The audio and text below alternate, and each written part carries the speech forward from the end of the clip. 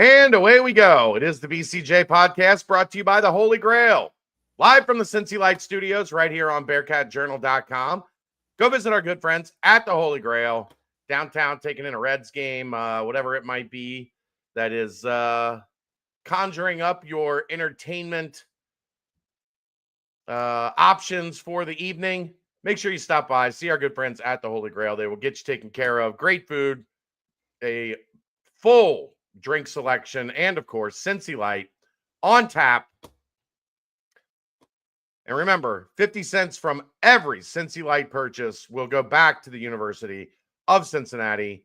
I don't think there's been a decision made yet on if that's going to be continuing with Cincy Reigns or if it goes to the Athletes Impact Fund, but whatever it is, an additional 50 cents from every Cincy Light purchase at the Holy Grail will go back to supporting UC Athletics. So go see our good friends at the Holy Grail and support those that support UC Athletics. All right, let's get to it. Dave is back from vacation. How the hell's it going, Dave? It's going, man. It's going. Sitting here hearing some thunder rumbles, waiting for this big storm to come through. So, we'll see if it knocks me offline or not. Yeah, if it does, we're just going to call it a night. We're just giving everybody a heads up there. Heads up. Heads up. If Dave loses power, I mean, it already blew through here.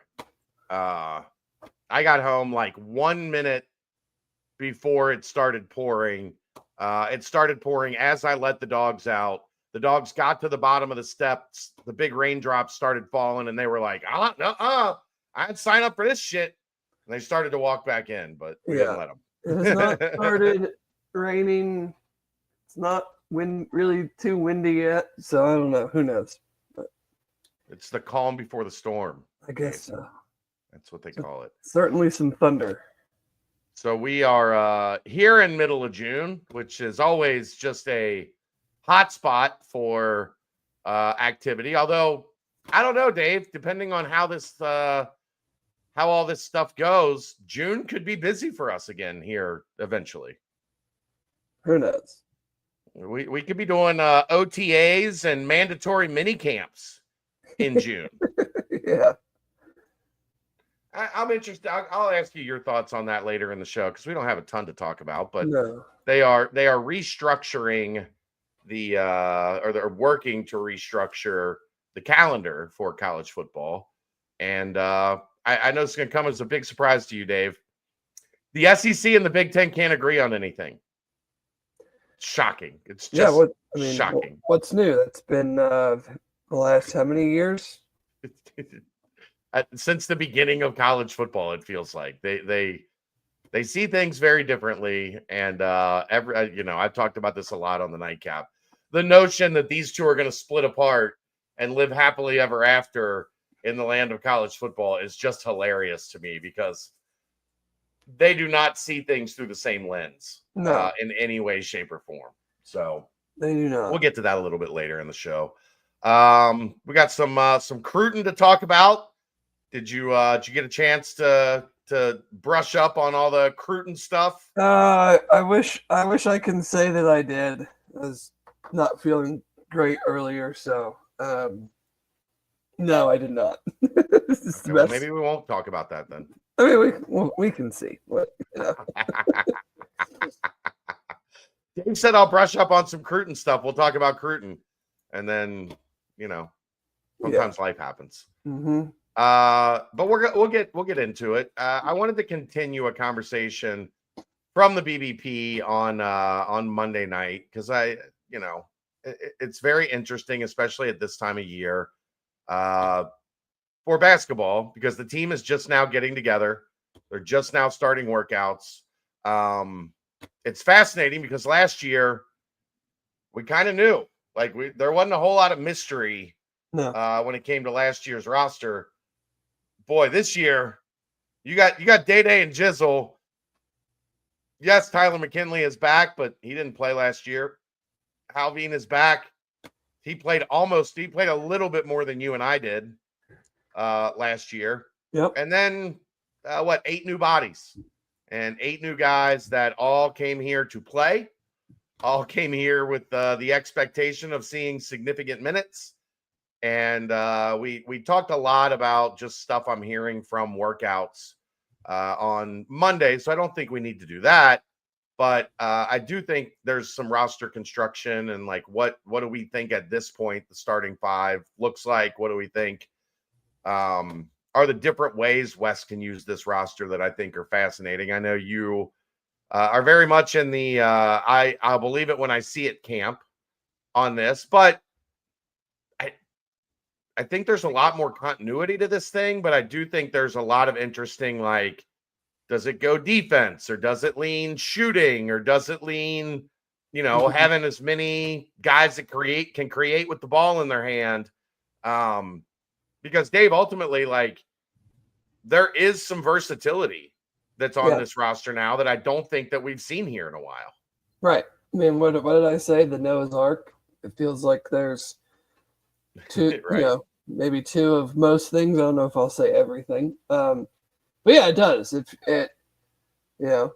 I've said, wake me up in January, but you also have to talk about things as they happen. And, I feel like credit is warranted for putting together what I think most of us feel like is a step up in overall roster construction, versatility, whatever adjective noun you want to use, verb.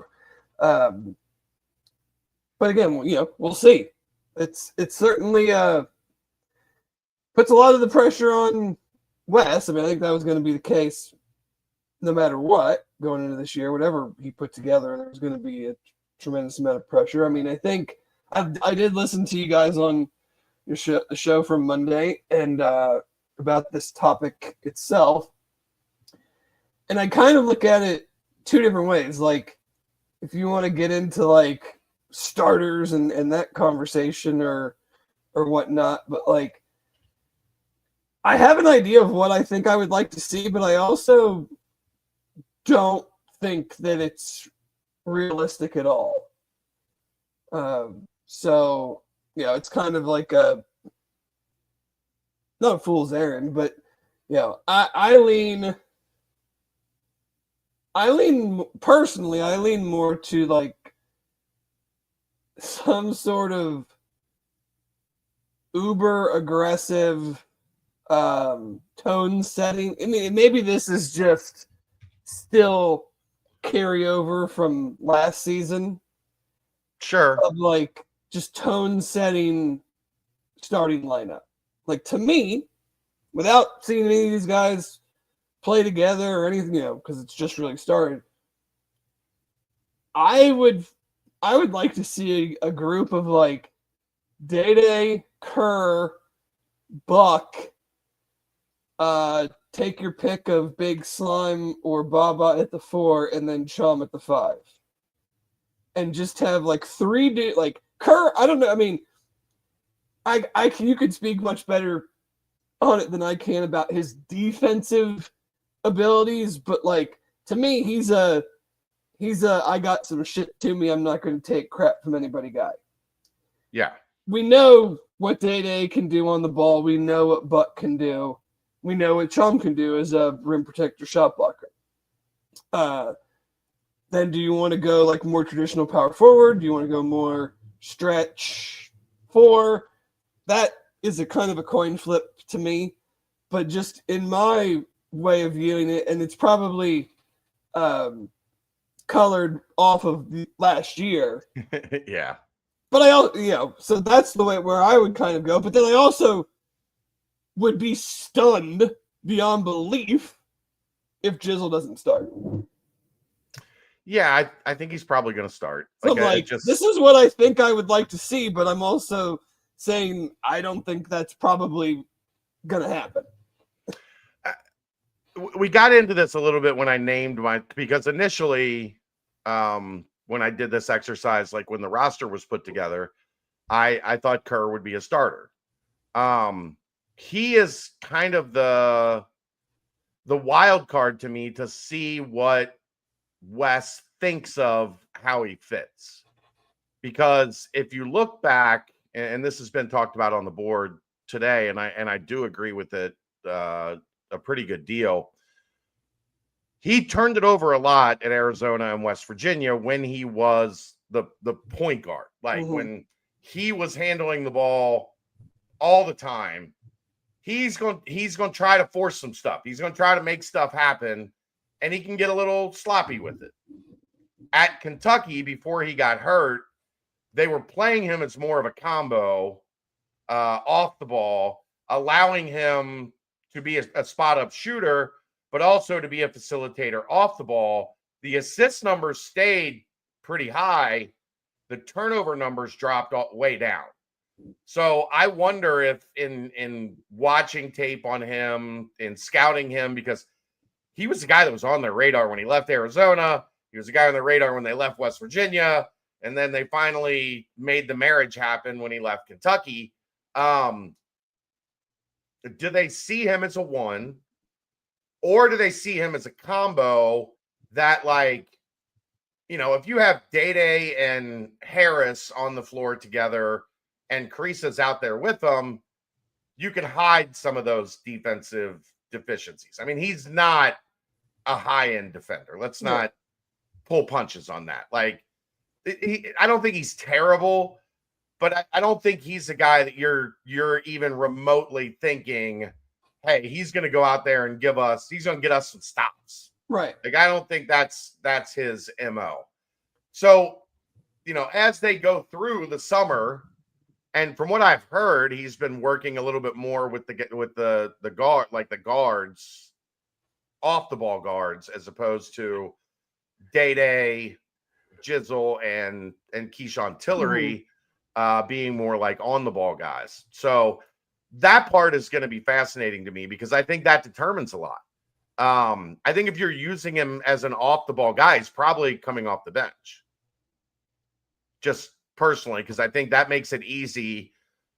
Day and Jizzle are in their third years in the program. They are going to be the two guys that Wes is the most comfortable with. Ultimately, they are going to be the two guys with the ball in their hands more often than not. And they know kind of the expectation. So if he's playing point, if you invested that much in him and he came here to play point guard, I think there's a good chance he starts. But if you see him as more of a combo, I do think, excuse me, I do think there's a really good chance that you see him as like a spark off the bench that can come in, can hit some shots, and can really get the offense moving, you know, in that second, third segment of the game. So I think that's kind of one of the things that Wes is going to have to sit down with the staff and figure out, like, what exactly do we think, you know, suits Kerr Kriisa best in how we want to do things. Right. I would agree with, I mean, I probably, you know, I say I put that lineup together with one singular thing in mind, and that's probably not the way that you would want to allocate minutes. So, like, I totally am expecting something different than what I said, and I think he probably is suited best to come in, be that next group in, be that facilitator, you know, get things moving, keep the tempo hopefully up, and can probably still, you know, whether it's, you know, Jizzle staying on, Day staying on. I don't think it matters. I Right. think at that point you can interchange the three of them and play them kind of however you want situationally. Right. No, I agree. The interesting one for me is going to be Tillery. Because I think he's good enough. How many minutes can he carve out? Yeah. I think he's good enough to play, but you have, what, a 6-year senior, a junior, and a guy in his third year at Cincinnati, but his 2 years of junior college. So a guy that's been around 6 years, a guy that's been around 5 years, a guy that's been around 3 years. I think Tillery's good enough to play. I think, like, I think coming in, he's different. I think he's probably better than like what Troy Copain was his freshman year. And Troy came in and played 20 minutes. Right. Now, different conference.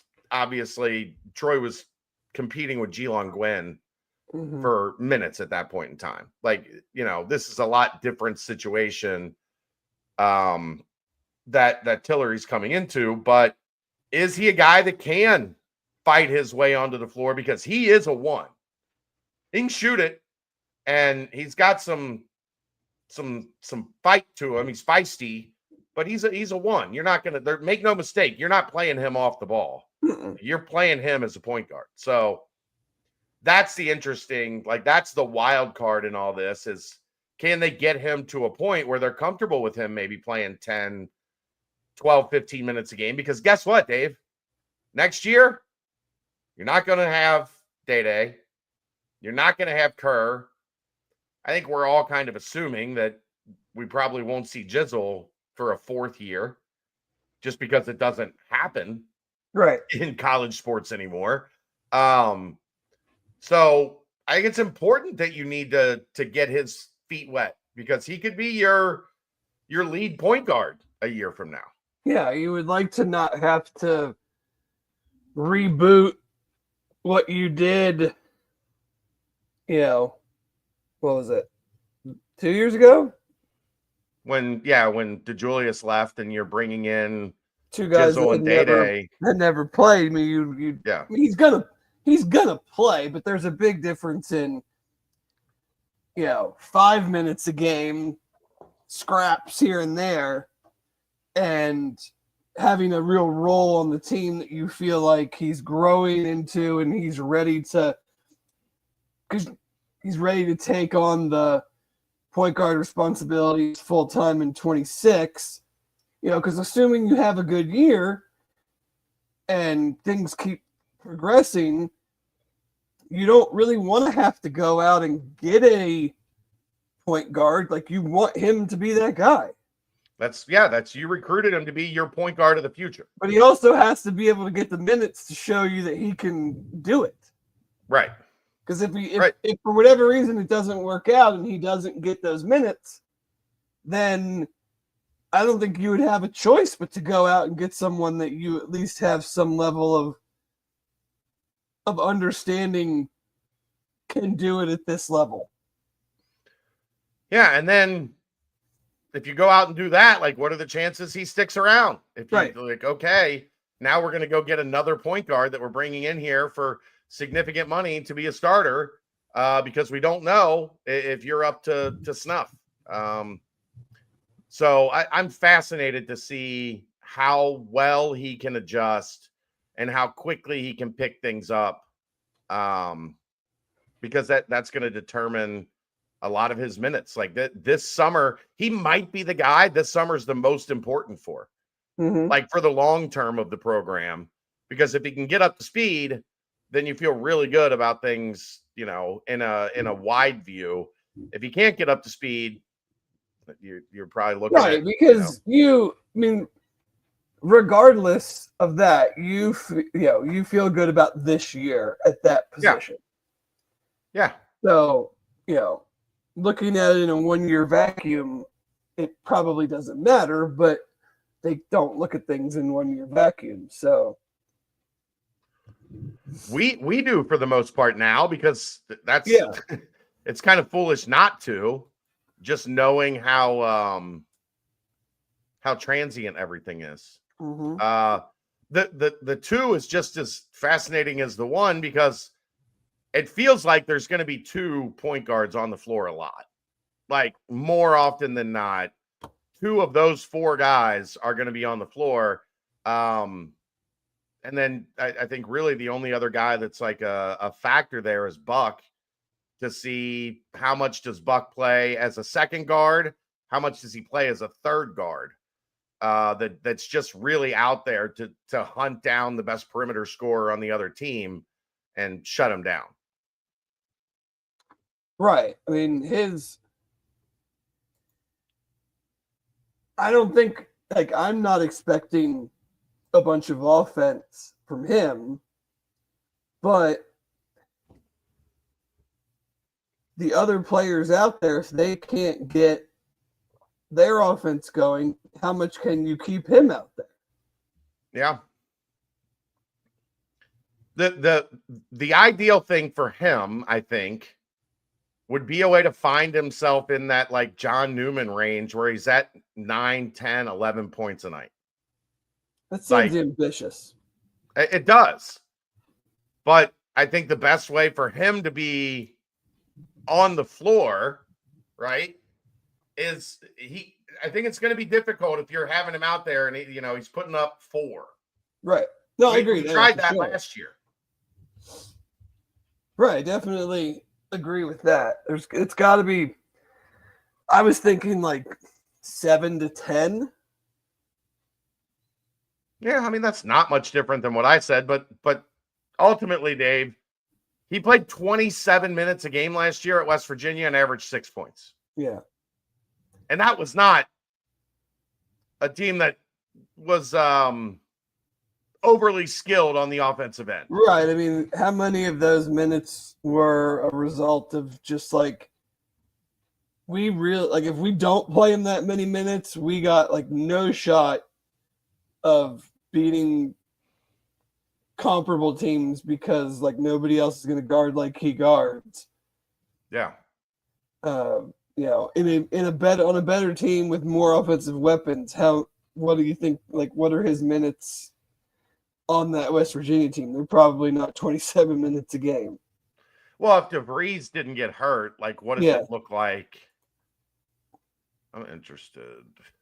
But at the same time, like, if DeVries doesn't get hurt, and you have DeVries and Javon Small, you probably don't Maybe care you at can all. play him a little more. Yeah. Probably don't care at all about how many points he scores.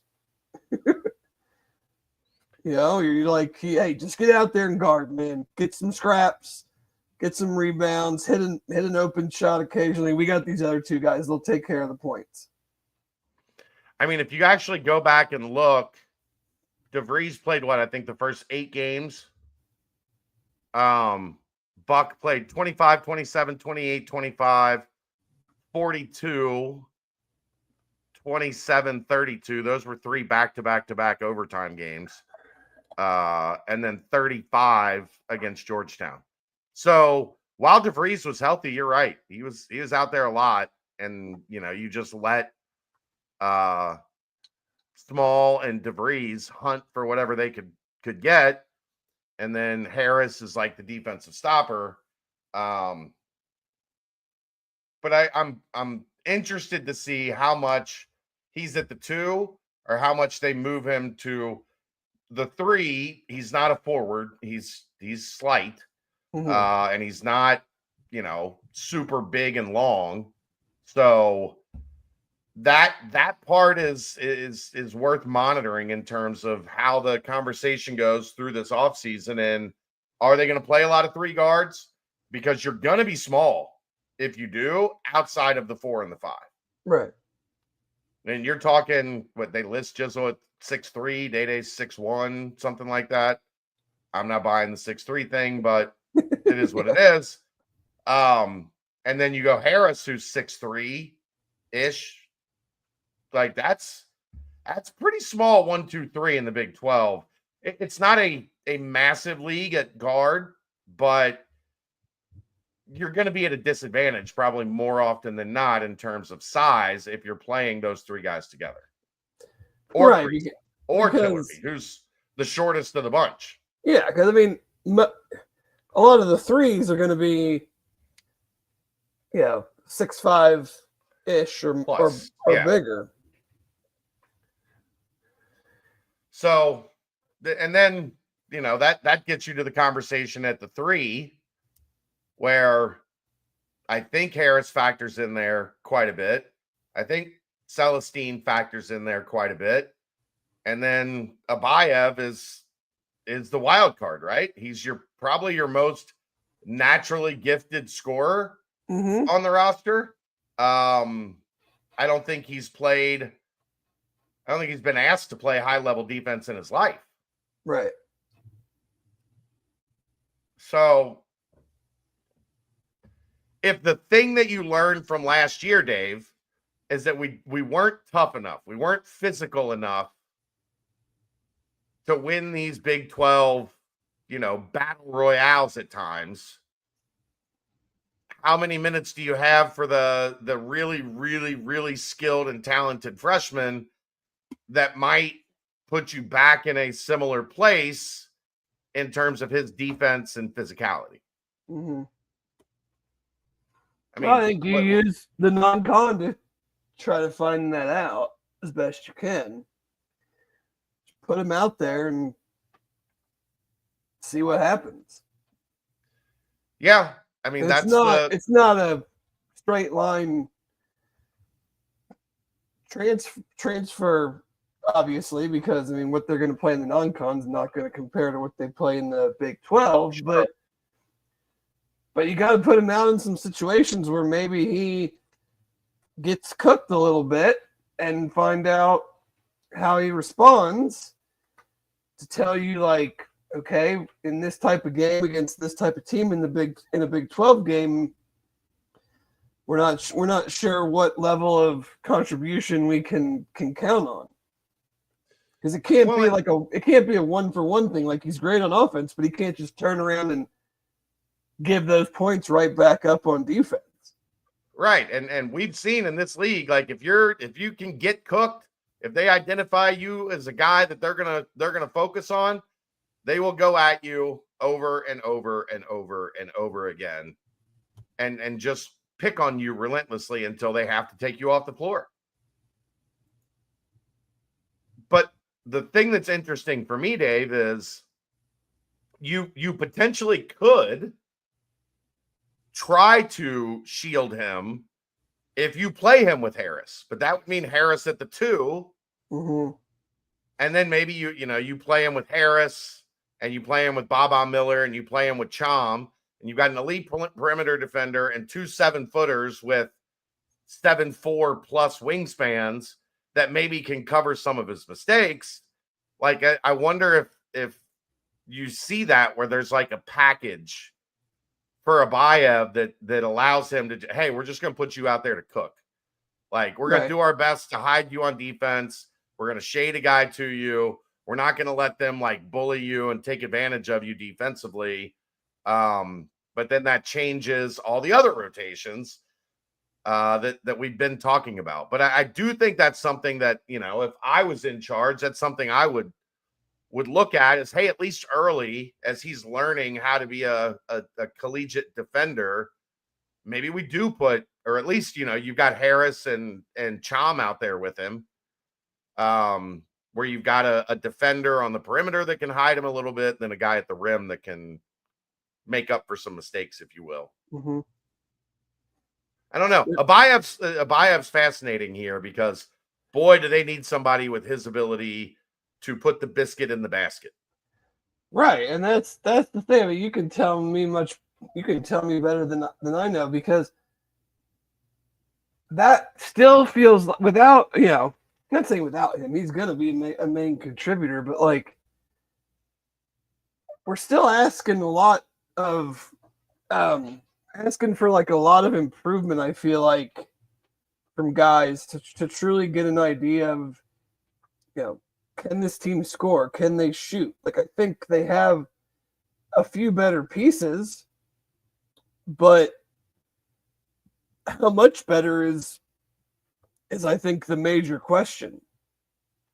Yeah, because I think if you're looking at like an offensive minded lineup, you could put Abayev and Celestine out there together, and you would have two of the better, like you would have one of the better 3-4, forward combos in terms of shooting in the league. But I don't know that that would work on the other end. Right. Like, how much defense and rebounding are you giving up then? Do you feel like Harris and Chom are that good?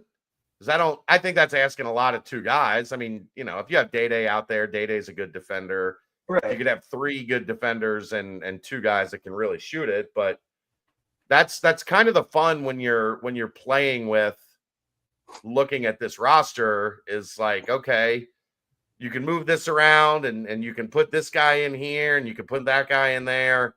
It changes the dynamic, but the question will be, what is Wes' value? Is he able to give up some of that? Because, you know, he is a defensive minded coach, Dave. We know that. That is his MO. His teams have always finished higher defensively than they have offensively. We have seen this before here at the University of Cincinnati with the previous two legendary coaches that were here. And the answer was always defense, right? Very rarely was the answer, I'm going to go with some offensive firepower and sacrifice some defense as a result.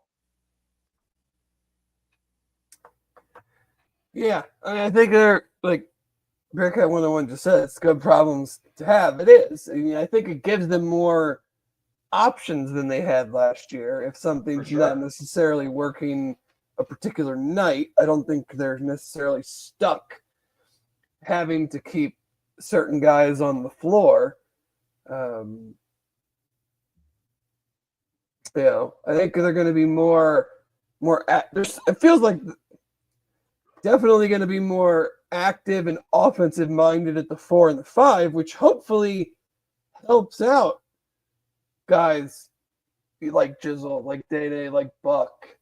Like, because I mean, I can imagine it's tough for them offensively when, you know, you're just limited in what you can do when your posts can't really give you anything at all. Not even be a threat. That's one thing. It's one thing to have a big that can average 14 or 15. It's another thing to have a big that isn't even a threat to do that more time. I mean, yeah, I'm sure, you know, if we look back at the box scores, Aziz did that several times. It's probably a lot of free throws and 4 or 5, you know, 3, 4, 5 dunks. Right. When the lob was there, Aziz could get you double digits. But when the lob wasn't there wasn't even a threat. Right. So it's not even the fact that like they're high on the scouting report from an offensive standpoint. It's that teams didn't even have to pay attention. And Aziz had the ball at the top of the key a lot. Yeah. Like, I know that drove a lot of people nuts, you probably included. It should be a lot different, whether it's Chom or it's Big Slime out there, you know, executing the handoffs and executing the ball screen stuff, because those guys can slip, those guys can pop.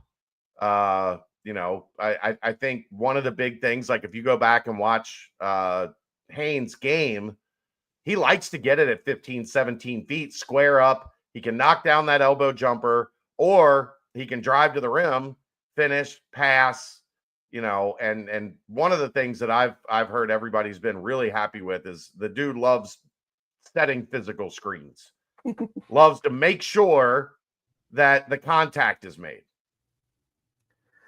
Well, he certainly gives off that demeanor. Yeah. Do I like having Buck and Abayev start together?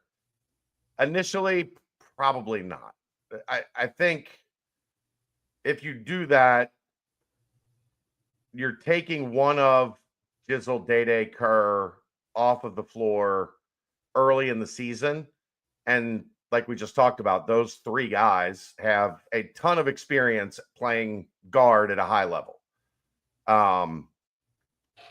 It would be interesting if we got to a point where Abayev has earned it and is ready to start. Then do you make an adjustment like that? Then do you say, okay, we're going to put Buck in with him starting out games, because Abayev gives us a higher ceiling offensively. And if you put him out there with Harris, then you've got your perimeter, you know, your guy on the perimeter that can shut down their main primary guy. And that's not something you're asking Abayev to do. So I don't know about early. I do think early you're going to see a lot of just Jizzle, Day-Day, and Kerr kind of rotating between the 1 and 2. with Buck maybe mixed in there some.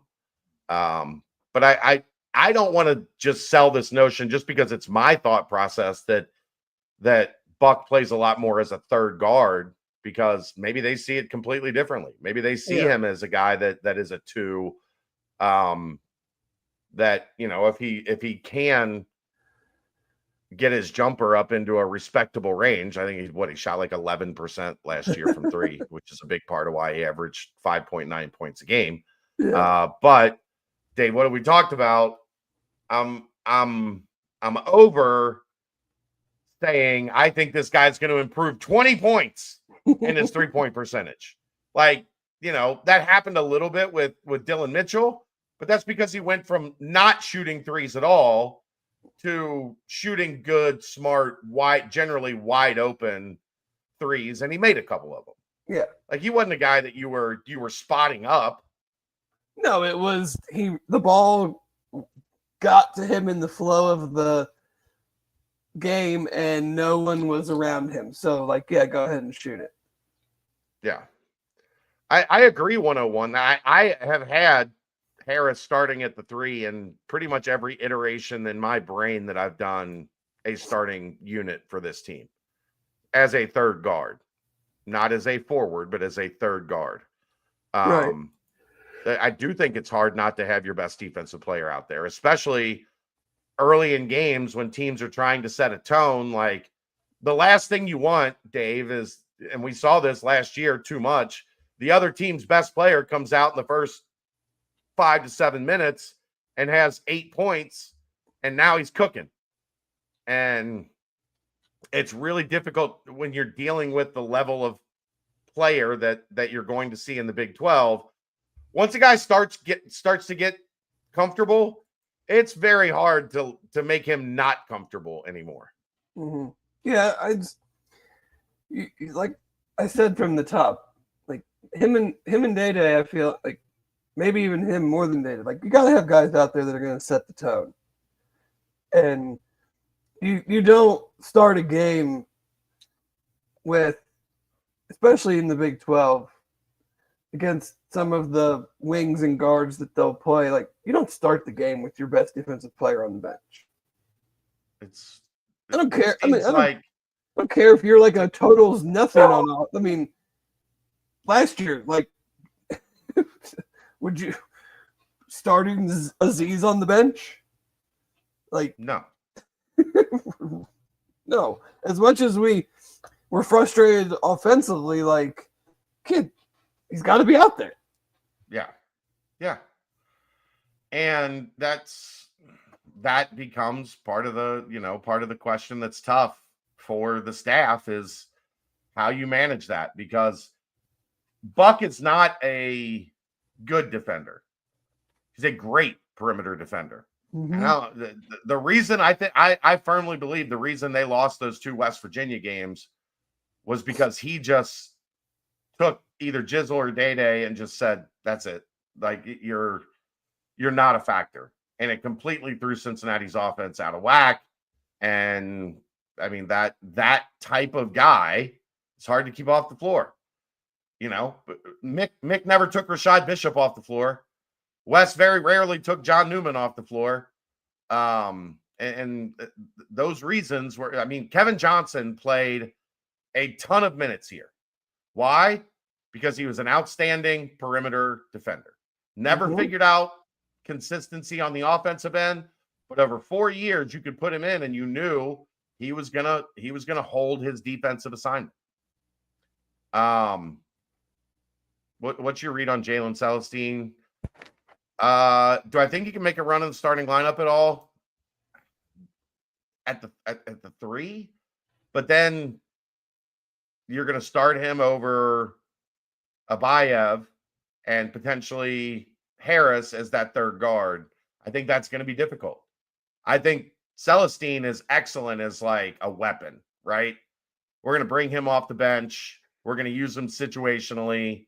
6-8 minutes a half, 10 minutes a half. If he really, making some shoots shots.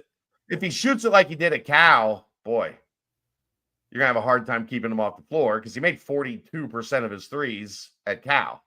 Mm-hmm. If he shoots it like he did at Baylor, down in the mid 30s, then probably not as much. But as a starter, I mean, I think he'd have to be. I think he'd have to be better as a defender than I'm anticipating. Yeah, I agree.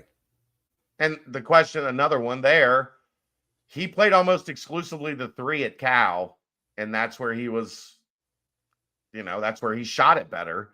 He played almost exclusively the 4 last year at Baylor, backing up Omier. And then when Omier had to move to the 5 because of the injury, he played a lot more at the 4 towards the end of the season. But there's bodies at the 3, and then when you get to the 4, Baba Miller's going to play a lot. And then I think Jalen Haynes is going to have to play a decent amount there just because of how good I think he can make your offense function. How much of a guy that he can be as a screenshot setter, as a passer, as a shooter from 15, 17 feet, and then definitely your biggest threat in and around the rim, getting him the ball and letting him either work off a power dribble or 2 or posting him up. Like, that's a guy I think I almost feel like he has to be out there 22 plus minutes a game. Oh, I definitely agree there. I mean, he's just an offensively minded guy. I don't think there's any way around that. And to go back to the other thing, Dave, Wes Miller knew last year's team wasn't tough enough, right? The first 3 guys he brought in, Kirk Kriisa, Buck Harris, Big Slime. That was not an accident. That was very on purpose that those 3 guys were brought in here to bring some attitude, some physicality. Well, you don't do that from the bench. Unless you want those 2 fighting your own guys because they're pissed off that they're not on the floor. Yeah, I would be kind of like, what I said with is what I would do, but I'd be stunned if it actually happened. Like, I can't imagine he's not a 25, 30-minute a game guy. I don't know about 30 because Wes doesn't play guys. Right, but I mean, like minutes, a major a major focal point of what they're trying to do. Yeah. Now maybe he doesn't. I mean, I think it'll translate up fairly well. I mean, you and I are always very, very apprehensive to assume those things. But I mean, we talked about it when they got him. I mean, he's coming from a mid-major league, but a very, very good mid-major team in a league that's, right on that, in that, whatever, 7, 8, 9 league ranking right after the main 6, because you have to count the Big East in there. Yeah. So I would think he's first team all conference. Right. So like that should translate. That should and he's not a rail thin guy that is going to struggle with the physicality of the Big 12. No. I think that's a dude that's going to aggressively look for the physicality that he's heard about in the Big 12. Mm-hmm. I don't want to use enforcer. No, I don't see that with his game. I mean, but he's certainly not going to take any. He certainly seems like someone that's not going to take any crap, and is not going to be afraid to even if he is offensive minded. he doesn't seem like someone that's not going to mix it up and do the dirty work as well. Yeah, he's going to be a guy that's not going to let go of a jump ball. You know, and at times we've seen that can get tempers a little flared from time to time. Who starts a fight first in the shootout, Kerr or Buck? Kerr, 100%. Yeah, I mean, Buck just plays really good defense. Kerr runs his mouth. Yeah, and is an agitator. Like I don't see Buck as like a dude that is that, that type of a guy. Like he's a problem and a menace because he just plays really, really good defense. I think Kerr is one that will like to talk, and he'd be the guy that team is dribbling it to that little corner between half court and the sideline to come up and call a timeout, and he's the guy that is like darting in there to try to steal it before they call timeout, or like bumping somebody as you're going to their respective benches during a timeout. So he to me seems like much more of the I'll start something guy. And I think Slime is right up there with I'll start something. Yeah. Like I'm going to bring the physicality to this rivalry game. Mm-hmm. And you're going to know it. And then moving on to at the 4, before we get to that part, like this might be the weirdest shootout ever. Yeah. I mean, you have combining the rosters, like what, 20 guys that have never played in the game, or damn near close. I mean, there's 10 at UC that have never played in the game, 10 of 12, and Xavier's entire roster is new except for a guy that sat out last year. Yeah. So they have 12, 13 guys. Yeah, more than 20, I guess. There's almost a case. Like Tyler McKinley, almost a full case. Tyler McKinley and Halveen didn't play. Then you got 2 freshmen and then the transfers, and then Xavier's whole. Yeah, like I said, Xavier's whole. It's just one new coach, and just a whole bunch of people that have never played in the game. And I mean, say what you want, Centos is hostile for that game. Should be. That's the way it should be. Hostile. Yeah. It's a rivalry. Should be hostile. Luckily, a lot of the guys at UC have played high major, high level, like they've played in rivalry games. Oh yeah.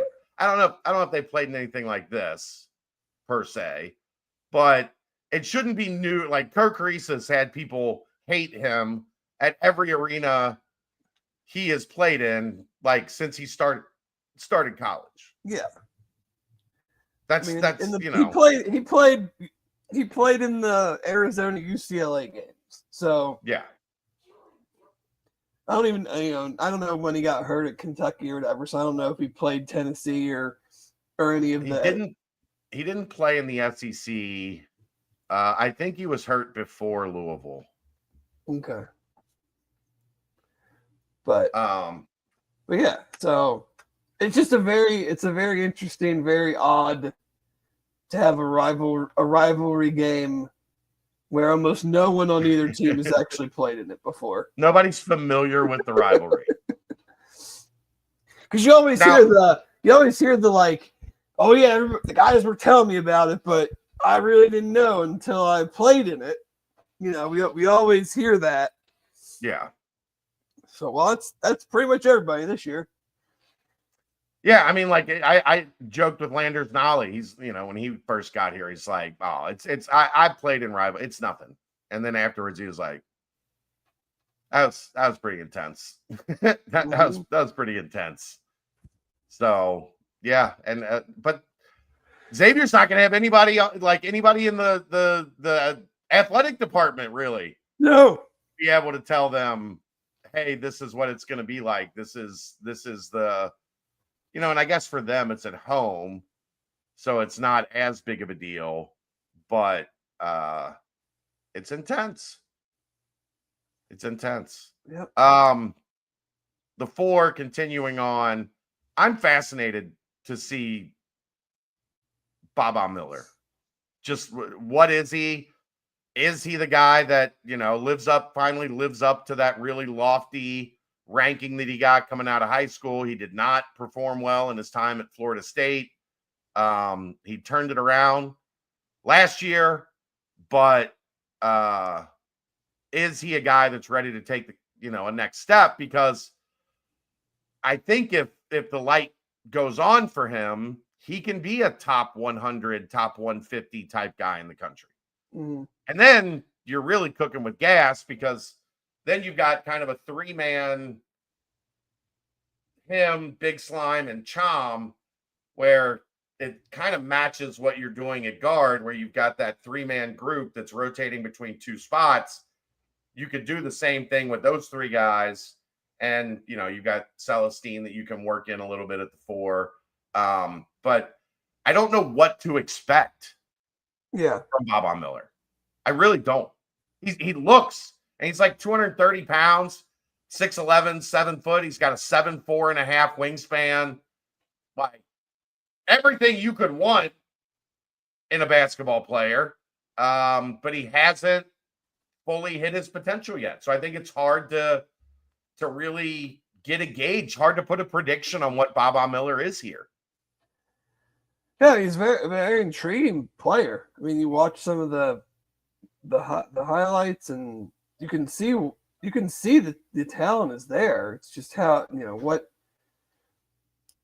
much does he improve? How prolonged does that talent?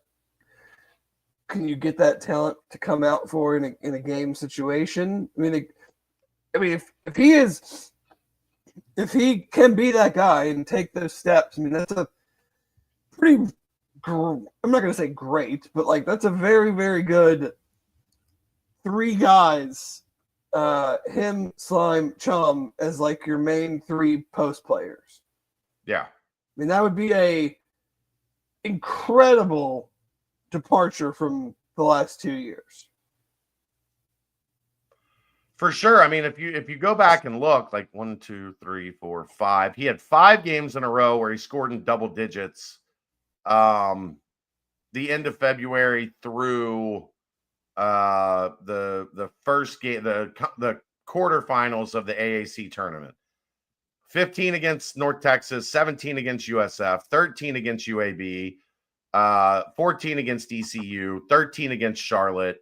He had 12 rebounds in the ECU game, 8 rebounds in the USF game, 7 rebounds in the game before that against Memphis. He also had a 6-game stretch where he scored in double figures. Now he hasn't been a guy that scored above 15 a whole bunch. I think only 4 times last year he scored above 15. But if you told me he's going to come in and he's going to give you 12 and 7 all day, Dave, all day. Oh, for sure. I mean, if you're getting with that size, with that length, I mean, just go across the board of can you get if I'm getting let's say 12 and 6, just 12 and 6 from all 3 of those guys? Yeah. I mean, I don't think that's a outlandish thing to say, right? 11 and 7 is where he was at FAU. Yeah, I mean, he probably maybe doesn't rebound as much in the Big 12. Yeah. And I can't speak to the I don't even know what conference is FAU in the AAC? Are they in the conference? I don't even know. No, Dave, listen to the teams that he played last year. ECU, USF, Memphis. That gave it away right there. I would be concerned. He had a 2-game stretch. Temple played 32 minutes and scored 6 points. And then Wichita State, he played 31 minutes and scored 3. he's not going to be able to do that here. No, I mean, I think any disappearing acts are probably more easily hideable. Masked. Yeah. But that will be a very I don't even want to say discouraging, but like that would be a little disappointing because you know that there's like legit talent there. I mean, yeah. So like I really would hope that we're not seeing any 30-minute 3-point games because let's be honest, if it's shaping up to be a game like that, he's not getting 30 minutes. You wouldn't think so. So we probably won't see anything like that because if he comes in and he's not playing well or he's missed, he's not going to get 30 minutes. They don't need him to play 30 minutes if he's doing that. You're not keeping him out there hoping that eventually something gets kickstarted. Right. And I mean, I guess there's the possibility that you could play him some at the 3. Yeah, he can shoot. I don't think I'd do it a lot, but I mean, he was a 34, 35% 3-point shooter last year. I would wonder more on the defensive side than the offensive side. Hey, 2-3 zone, Chom, Baba, Big Slime, back row. Not even 2-3. 1-3-1. Put him out at the top. Yeah, put Baba at the top of the 1-3-1. Put Buck at the bottom. Let him run. Put Chom in the middle. Baba at the top, and then 2 guards. On the wings. Buck and Day on the wings to just hound people. I almost put Buck at the bottom because he can run. Just run all over. True. You're a little short on the wings then, but like if that'd be a fun one to experiment with. Have the 6'11" with pterodactyl wings out at the top of the 1-3-1. And then Chom standing in the middle, so you couldn't just dump it to the elbow and he can help out your shorter wing guys being in the middle. Dave, your thoughts on a home and home with Dayton? They should just sign it into perpetuity. They should play every freaking year, regardless of what team is good or what. I mean, the sport. You can say this for football too. Year to year, who the hell knows? It's a great atmosphere at UD Arena. It's a great atmosphere at UC. They should play every year. And they should play every year to make Xavier look like even bigger chicken shits for canceling the series that they had with UD when they left the A10. Yeah, I agree. I mean, you play third. Like this has always been my gripe about college basketball scheduling. You play 30, 31 games. You can play some hard games. You can play some good rivalry games. Like it's not going to kill you. They should sign a contract that we are going to do this every year, regardless of who the coaches are. It's just a thing that's going to happen. I was not a fan of scheduling recklessly with a 20-game league schedule. Mm-mm. At 18, you can have 5 pretty dang good out of conference games, and they might, Dayton is in this new era is probably gonna, they're probably going to be a little more down than they were, but going there and winning is still going to be very hard. And it's still going to, you go there and win, it's never going to be a nothing win. Like, I can't imagine that it's ever like just another like Q3 win. It might not always be a Q1, but like, it's still going to be a nice solid win. They're always going to be competitive in the A10 with Mason, with I'm blanking on the other Virginia school, but George Washington. George Mason, George Washington. Well, George Washington State. BCU. Sorry, yes, that's. But yeah, like I would do it all the time. And I think it fits perfectly opposite Xavier. Yeah. When Xavier's on the road, Dayton's at home. The next year you flip. You know, going on for however long you need it to go on, that those two games are going to be locked in, especially if it's back to 18, like long term. I agree with you. I would rock that setup for a long time. And I think it seems like, Dave, at least, they did this thing downtown the first year. They did it again the second year, and now they do the home and home. It would seem to me that Wes Miller and Anthony Grant have a strong working relationship. Yeah. I wish they would have done the home and home with Louisville too.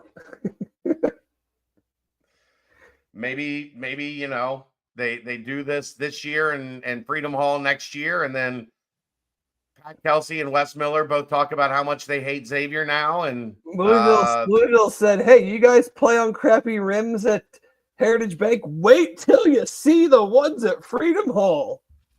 I've seen a lot of basketball there, and have they been shot on since like Conference USA days? Yeah.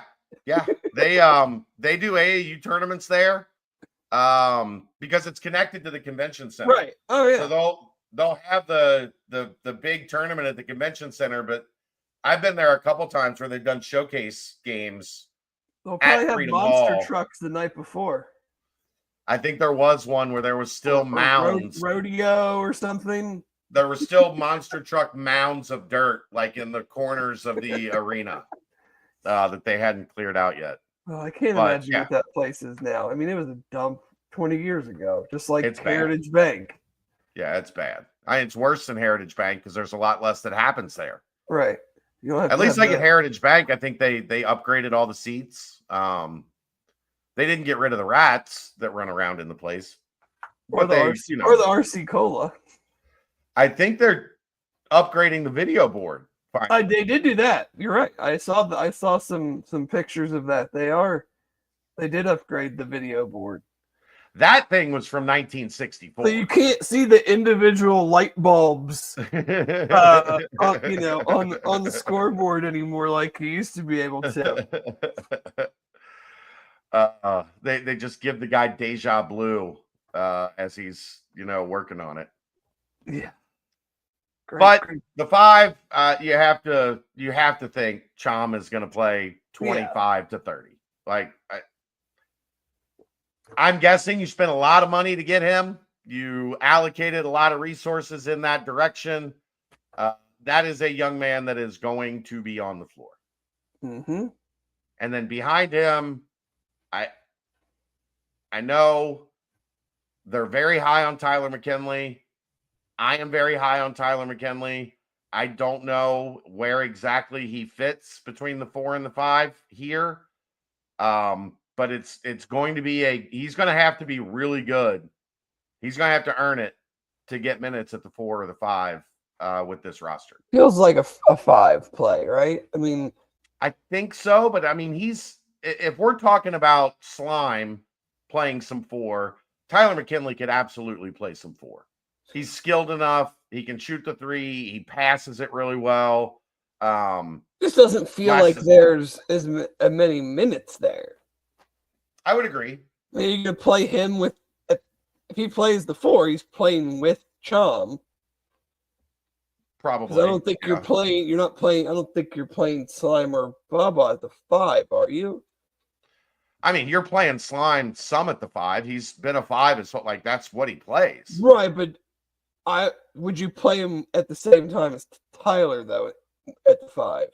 I mean, it would give you an incredible amount of basketball smarts and versatility from your 2 bigs at that point. I mean, these are all like very open-ended hypotheticals. So we're just talking through it. Through it. So yeah, and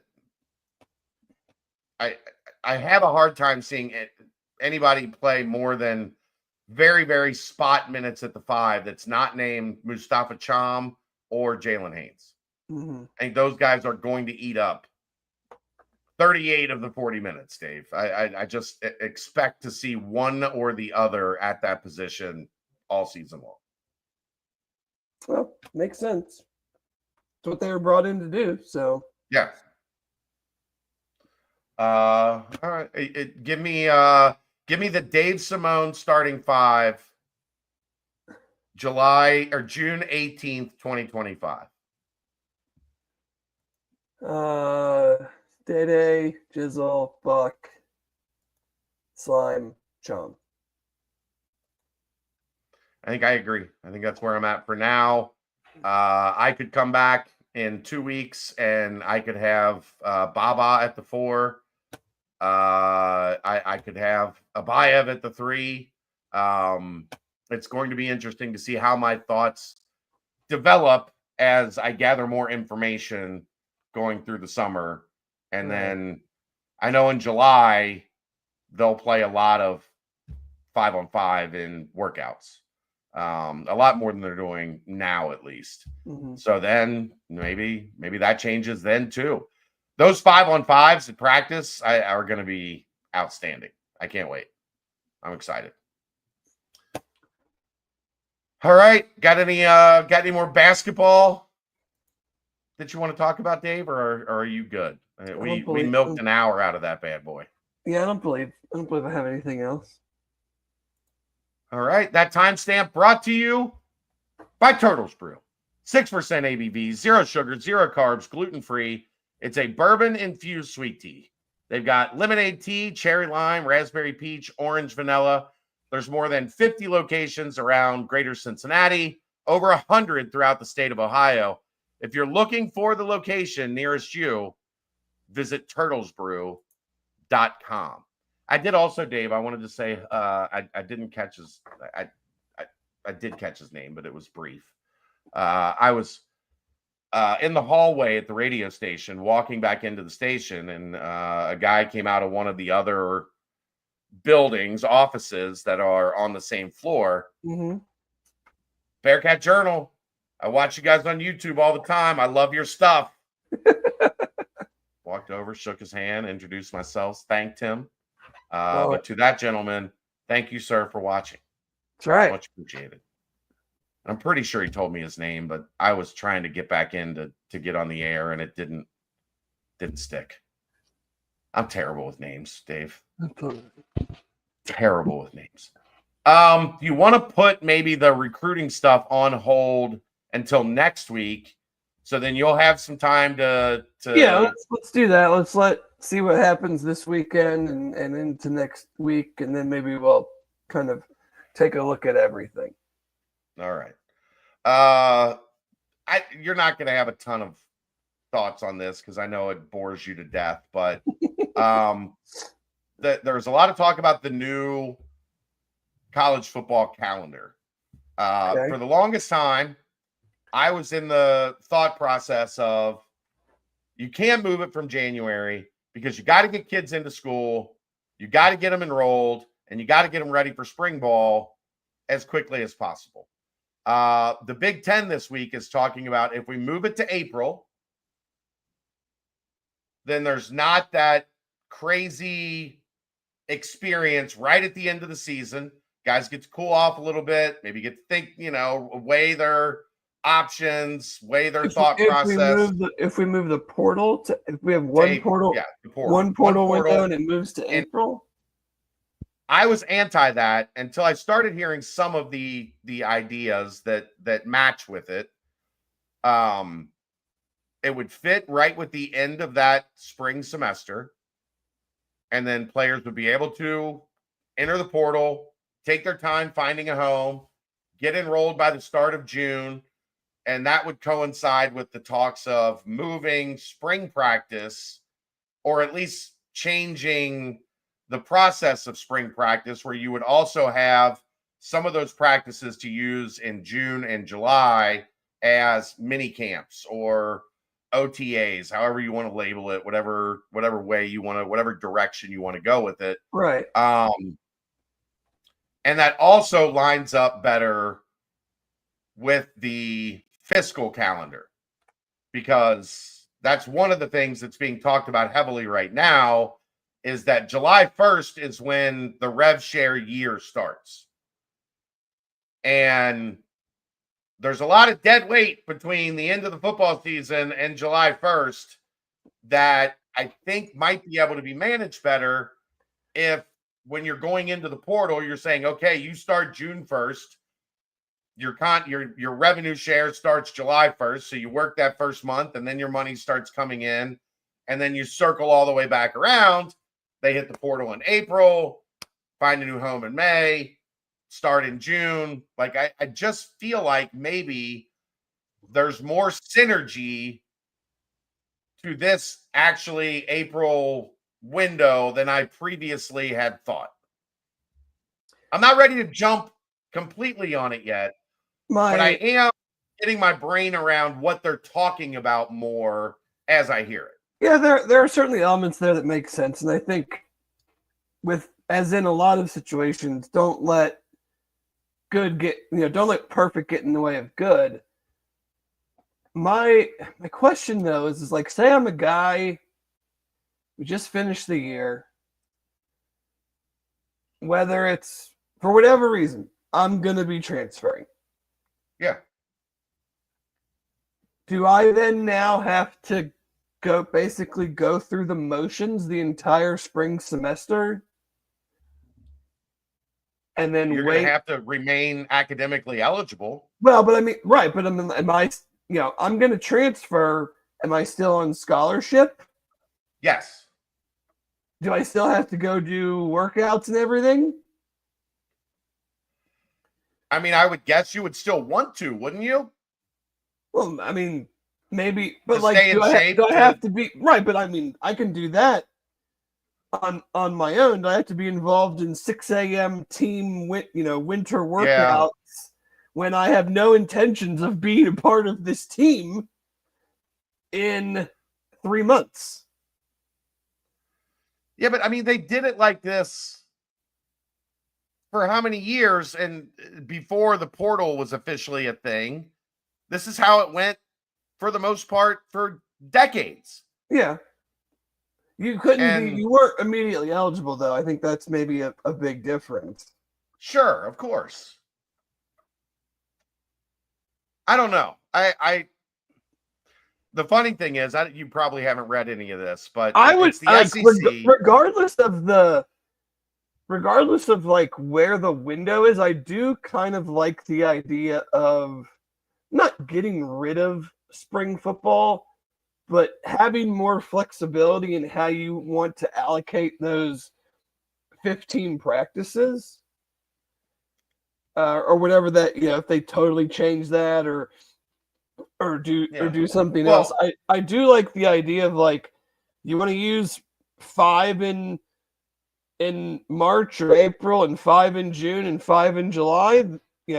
I would be for that element of it. Ultimately what I'm for, Dave, is eliminating maybe the dumbest rule in college sports that nobody talks about. Which one? These teams can do workouts in June and July. They can be on the field working together in June and July, Dave. Yeah, they're doing it right now. But they're not allowed to use a football. Football, right. No footballs at football practice. What? I would love. I mean, like, can we get can we get an idea of why that's a rule? I would love to just know like the impetus behind that. It's like, here's what we're gonna do, and this is why it's a good idea to just not be able to like throw passes to your wide receivers. Yeah, like if you don't want them hitting, no pads, that's fine. No helmets, I'm fine with that. Like, you're just out there working. You can't just do 7 on 7. Can't do 7 on 7 with no pads. You would think so, but in their infinite wisdom, the NCAA has said you can get out there in the summer and you can work with your guys, but there's no footballs allowed. Right.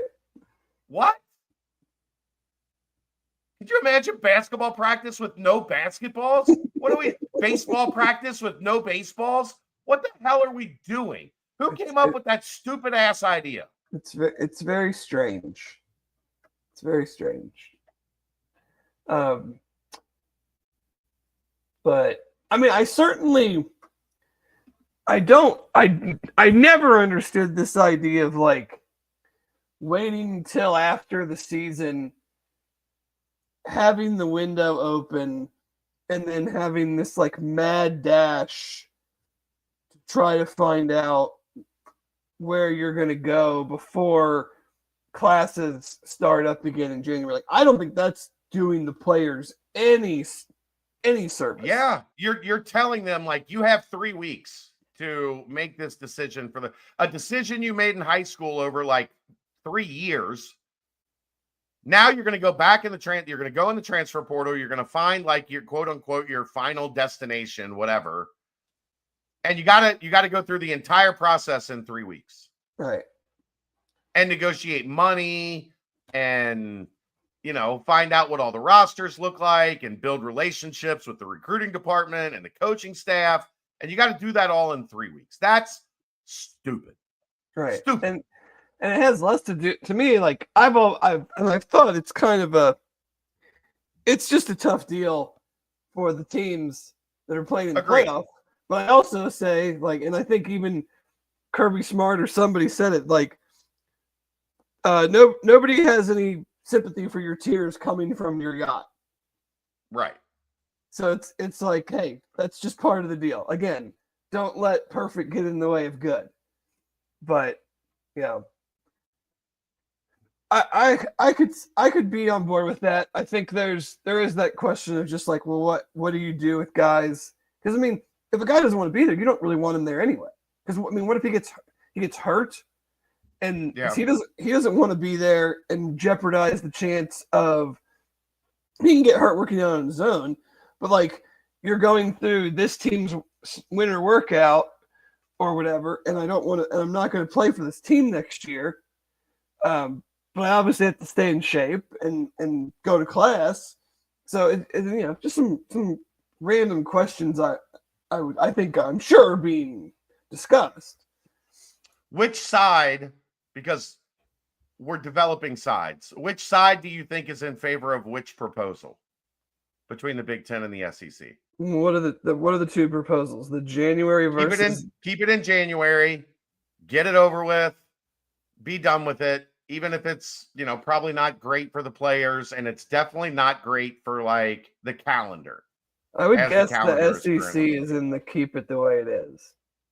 Yes. Why? You know why? No, why? Football, Dave.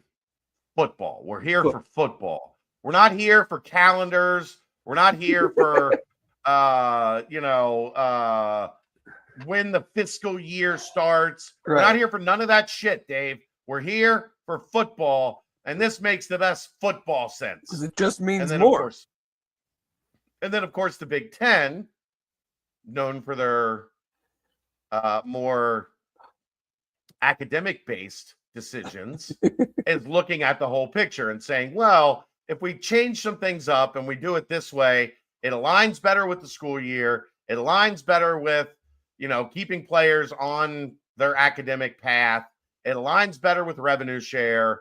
And again, we are seeing another point that we have made all along. These two sides have not agreed on anything ever. And there's this belief that they're going to branch out on their own. And the two of them all of a sudden are going to live happily ever after as the two superpowers that are operating on completely different mindsets. Yeah. When it comes to all of this stuff, they're gonna break off, and all of a sudden, those two sides are going to agree on everything on how to set this all up and set themselves apart as the two superpowers. That one's the AFC and one's the NFC, and neither of them agree with each other on anything. I just have a hard time ever seeing the Big Ten and the SEC. Maybe they try it. I think it will fail miserably if they do, because they are just diametrically opposed on the way everything should be operated. Yeah, I mean, it's outside of Ohio State, and from the football standpoint, probably Oregon. Yeah. There's a lot of Maybe USC. Yeah.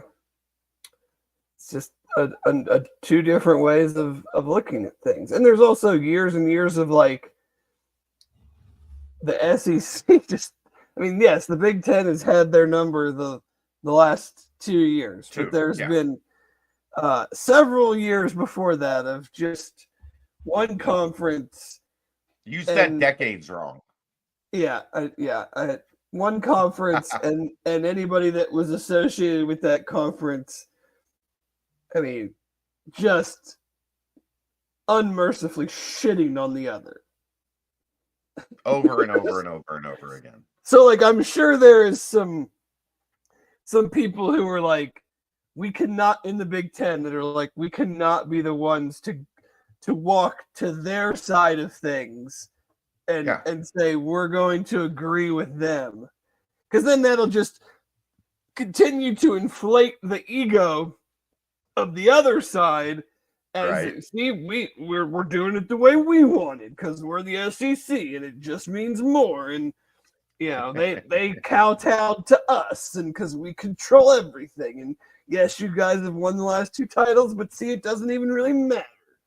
Even though the Big Ten has more money, more valuable, and makes more, you know, has higher TV deal. I mean, for whatever that's worth, I'm never one to use that as a barometer of things, but yeah, I always get a kick out of the bottom feeders in the conferences whenever they brag about their TV deals. It's like, it's certainly not because of you.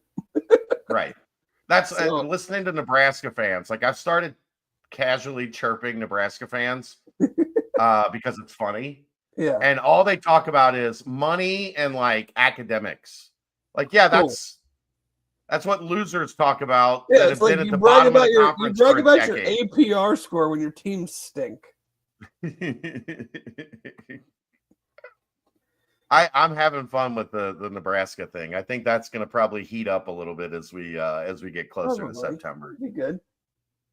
Just because all you have to do is say Nebraska, and there's 30 of them that come out of the woodwork. It feels like I mean, I have not paid much attention, but it definitely feels like a very rabid ears fan base. Yeah, they're listening to anybody that says that they stink, and they're fast to remind you how great they were. Mm-hmm. Whatever. Yep. I don't really have a whole lot else, Dave. I just was curious as to some of your thoughts on those things because we don't normally dig into that realm. But I don't have a whole lot else. No. It'll be interesting. I mean, I saw what Rhett McMurphy, I'm sure others talked about, that they're essentially starting over for the 2026 playoff. Because the Big Ten and the SEC have full autonomy. Yeah. The 26 playoff is strictly in the hands of the decision makers at the Big Ten and the SEC to come up with a playoff format for 2026. And shockingly, they don't agree. They got like 6 months to figure it out. Tick-tock, tick-tock, tick-tock, tick-tock.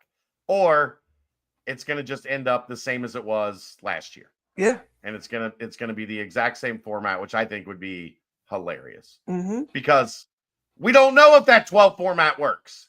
We have no idea if that works or not. We've had it for 1 year, and they're already trying to change it so they can get their paws on more money by adding more teams. Mm-hmm. Stupid. But that's going to do it.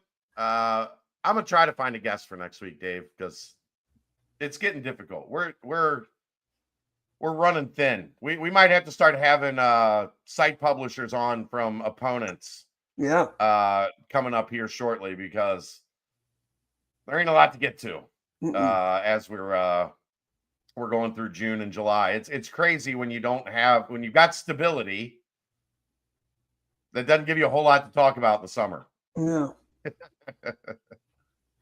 But that's going to wrap it up. Thanks to everybody for tuning in, especially the guy getting on the elevator this afternoon at iHeartMedia. That's the BCJ Podcast, brought to you by the Holy Grail, live from the Cincy Light Studios, right here on BearcatJournal.com.